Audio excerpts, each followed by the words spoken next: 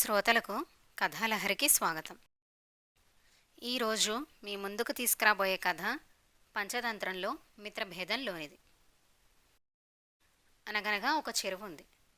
అది చాలా పెద్ద చెరువు, అందమైనది కూడా. అందులో 2 హంసలు, ఒక తాబేలు ఉండేవి. మూడూ ముచ్చటగా స్నేహంగా ఉండేవి. ఓ సంవత్సరం వానలు పడలేదు.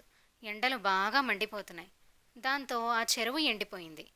ఎండిపోతున్న చెరువులో ఉండలేమని, ప్రమాదమని తెలుసుకుని హంసలు 2 ఇంకో చెరువుకి ఎగిరిపోదామనుకున్నాయి. నీళ్లతో కళకళలాడే చెరువు, పెద్ద చెరువు దూరంలోనే ఉంది.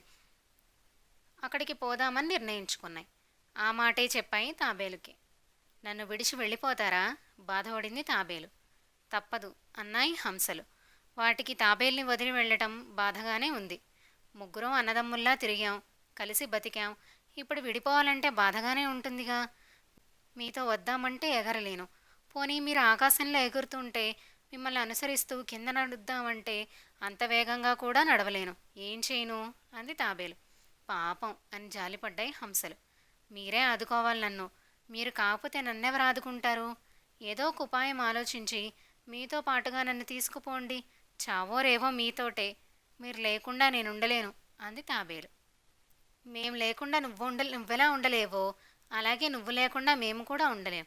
కాకపోతే నిన్నెలా తీసుకుని వెళ్ళాలన్నది సమస్య. నేను వీపును ఎక్కించుకుని తీసుకుని వెళ్ళాలంటే సాధ్యం కాదు. పైగా చెరువు చాలా దూరంలో ఉంది. చాలా దూరం ఎగరాలి మేము. పోని ముక్కును ఖర్చుకుని నిన్ను తీసుకుని వెళ్దామంటే అది ఇంకా అసాధ్యం.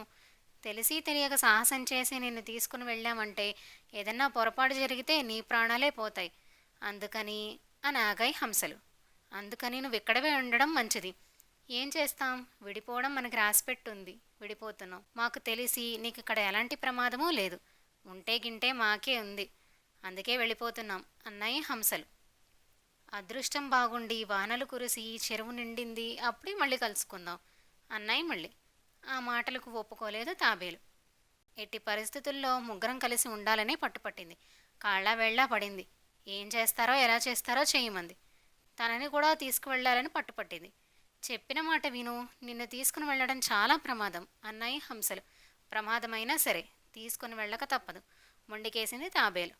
ఆలోచనలో పడ్డాయి హంసలు. తాబేలుని ఎలా తీసుకెళ్ళాలి? ఎలా తీసుకువెళ్తే క్షేమంగా దూరంగా ఉన్న చెరువుకి ముగ్గురు చేరుకోగలుగుతారు? కింద మీద పడ్డాయి. ఆఖరికి ఒక నిర్ణయానికి వచ్చాయి. ఇలా చెప్పాయి. ముగ్గురం కలిసి ఉండాలని పట్టుపడుతున్నా కాబట్టి ఒక ఉపాయం ఉంది. అదేంటంటే, ఓ కర్రను తీసుకుంటే దాని చెరో చివర మేమిద్దరం ముక్కును కరిచి పట్టుకుంటాం. నువ్వు కూడా అదే కర్రని నోటితో కరిచి పట్టుకుని మధ్యలో వేళ్లాడాలి. అలా వేళ్లాడితే కర్రతో పాటుగా ఎగిరిపోదాం. అయితే నువ్వు చాలా గట్టిగా పట్టుకోవాలి కర్రని. ఎట్టి పరిస్థితుల్లోనూ నోరు తెరవకూడదు. తెరిచామనుకో ఇంతే సంగతులు, కింద పడిపోతావు. ఆలోచించుకో అన్నాయి హంసలు. ఆలోచించుకోవడానికి ఏముంది, బ్రహ్మాండంగా ఉంది ఈ ఆలోచన. అలాగే చేద్దాం అంది తాబేలు. ఆవేశపడకు, లేనిపోని ప్రమాదాన్ని కొని తెచ్చుకోకు చెప్పాయి హంసలు. నన్ను తీసుకుని వెళ్ళటం మీకు ఇష్టం లేదని చెప్పండి. అంతేగాని పదే పదే ప్రమాదం అంటూ గొంతు చించుకోకండి అంది తాబేలు. అలిగింది. ఎవర్రాతని ఎవరూ మార్చలేరు కదా. లేనిపోని మాటలు పడే కంటే తాబేల్ని తీసుకుని వెళ్ళటమే సమస్యకు పరిష్కారం అనుకున్నాయి హంసలు. అందుకు సిద్ధమయ్యాయి. అనుకున్న ప్రకారం కర్రను తీసుకొచ్చాయి. చెరో పక్క ముక్కన కరిచి గట్టిగా పట్టుకున్నాయి. చెప్పినట్టుగానే తాబేలు కూడా నోటితో కర్రను పట్టుకుని మధ్యలో వెళ్లాడింది. ఆలస్యం చేయలేదు హంసలు. ఆకాశంలోకి ఎగిరాయి. మబ్బుల మధ్య నుంచి హంసలు ఎగురుతుంటే తాబేలుకు చెప్పలేని ఆనందం కలిగింది. మబ్బుల్ని ముట్టుకోవాలనిపించింది. ప్రయత్నిస్తే హంసలు వద్దన్నట్టుగా హుంకరించాయి. ఏదో నగరం మీదుగా ప్రయాణిస్తున్నాయి హంసలు. ఎవరు చూశారో ప్రయాణిస్తున్న హంసల్ని తాబేల్ని చూశారు. నగరంలో అరిచి చెప్పారు.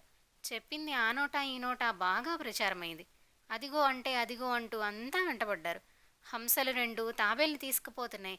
కర్ర 2 చివర్లు హంసలు ఖర్చు పట్టుకుని ఉంటే తాబేలు నోటితో కర్రను పట్టుకుని మధ్యలో వెళ్లాడుతుందని గోలగోలగా చూడసాగారు. ఆకాశంలో వాటిని చూస్తూ కింద గుంపులు గుంపులుగా జనం పరుగులు తీశారు. హంసలకంతా వినిపిస్తోంది. అయినా పట్టించుకోలేదు. తమ పని తాము చేసుకుంటున్నాయి. ఎగురుకుంటూ వెళ్ళిపోతున్నాయి. తాబేలుకు అంతా కుతూహలంగా ఉంది.